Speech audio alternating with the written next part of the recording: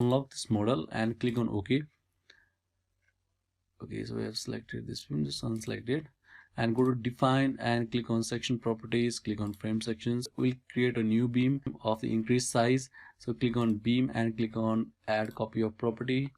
So we'll just name it as beam modified, right? So material is M20, so the depth of the beam let's keep as 500 and width let's change it to 350 and click on OK.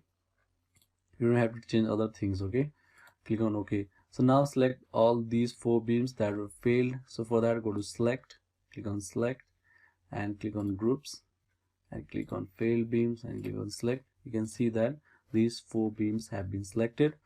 And after that, go to assign, click on frame, click on section property and let us assign them beam modified and click on OK.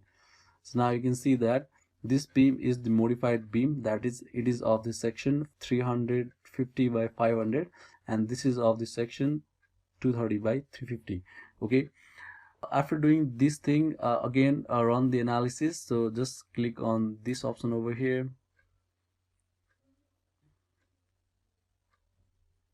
Okay, so you can see a deformed shape in this window.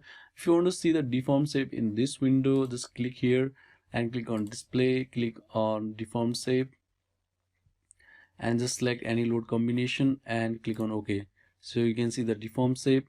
And if you want to see the shear force and moment diagram, just click on this option, and for which combination you want to see the shear force and bending moment diagram, just select it. And so moment M33, so let us see shear 22 and click on OK. You can see the shear force. All right, and if you want to see the moment diagram, just click on moment M33 and click on OK. This is the moment diagram. All right, so if you want to see in the 3D view, just select it. So first select the window, after that select this and click on OK. So you can see the moment diagram in the 3D view, right? If you want to just get rid of these diagrams, go to assign, click on clear display of assigns, right? Okay, so if you want to see the value of any beam, just left click here and right click, you will get this window again and you can see whatever you want to see on this window. After doing this, again let us design it and click on concrete frame design and click on start design check. So nice and easy.